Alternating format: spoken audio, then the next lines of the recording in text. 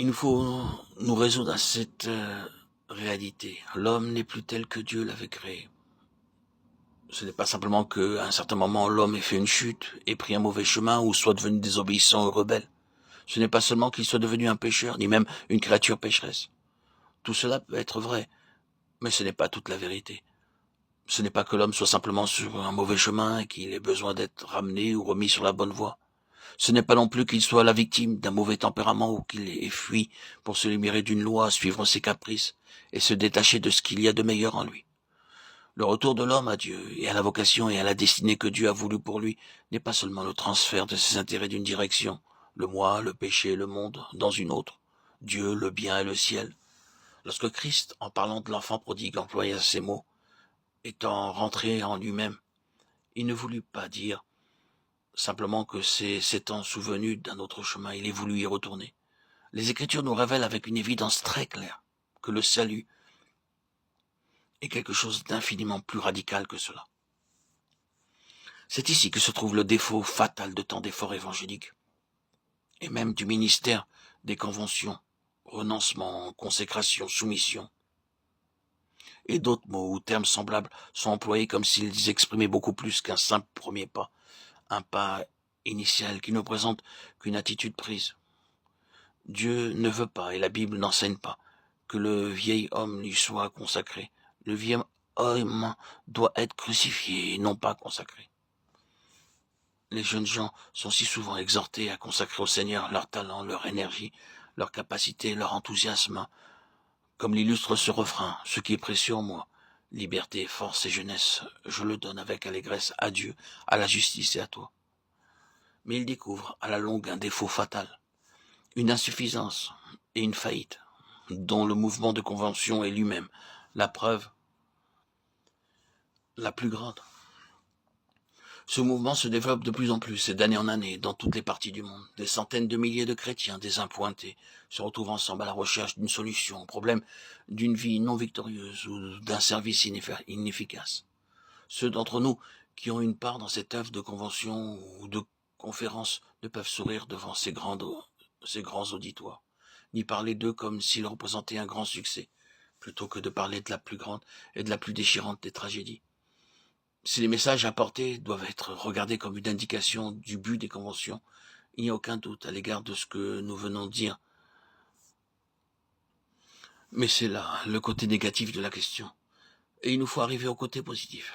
Ce n'est pas un changement d'idée, d'intérêt ou de direction qui nous est demandé, ni un renouveau d'énergie ou de zèle.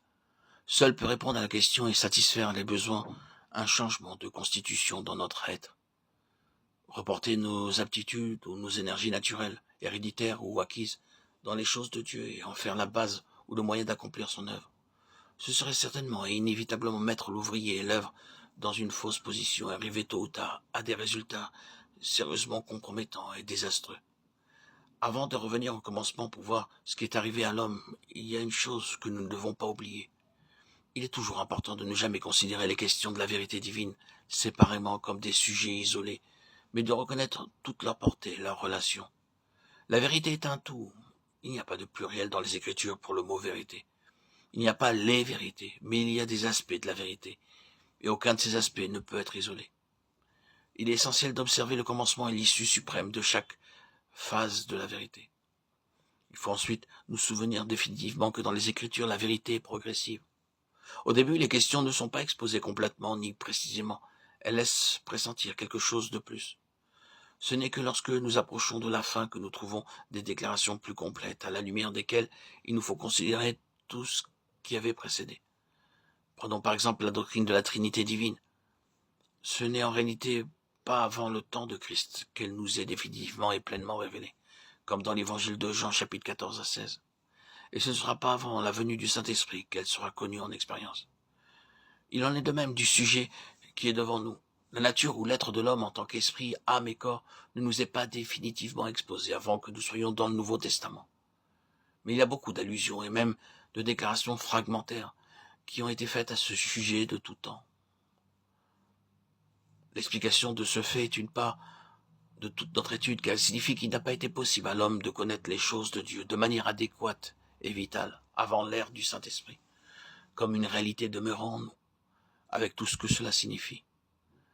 C'est donc vain de faire de la Bible un livre de texte ou un manuel de sujets à étudier comme tel, car maintenant, avec toute la révélation du Nouveau Testament, nous pouvons remonter jusqu'au commencement. Lorsqu'éclairés par le Saint-Esprit, nous voyons réellement l'homme, Jésus-Christ, et lorsque nous comprenons ce qu'est vraiment un enfant de Dieu, dans le Nouveau Testament, nous voyons deux choses.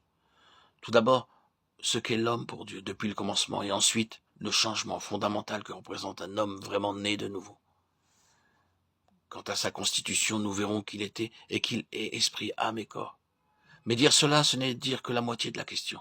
Cela ne représente que les parties dont se compose l'homme. L'autre moitié de la question, c'est ce qui représente l'ordre et la fonction. Ce fut dans le renversement de cet ordre que la fonction fut atteinte fatalement et que l'homme devint autre que ce que Dieu avait voulu pour lui. Nous avons déjà dit en un mot ce qu'est la fonction de l'esprit humain.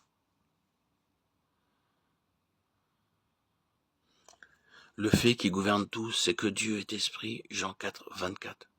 Certaines choses viennent ensuite. Nous sommes aussi de sa race, Actes 17, 28, 29. Le Père de nos esprits, Hébreux 12, 9. C'est une loi établie, que ce qui est né de la chair est chair et ce qui est né de l'esprit est esprit, Jean 3, 6. Ce n'est donc que dans son propre esprit que l'homme est de la race de Dieu. La paternité présuppose la race, et il n'y a pas de paternité sans race. Dieu est esprit. Dieu est aussi Père. La loi établie de la postérité demande un ancêtre spirituel pour une race spirituelle. Mais en tant que Père, différent cela du Créateur. Dieu est uniquement le Père de nos esprits.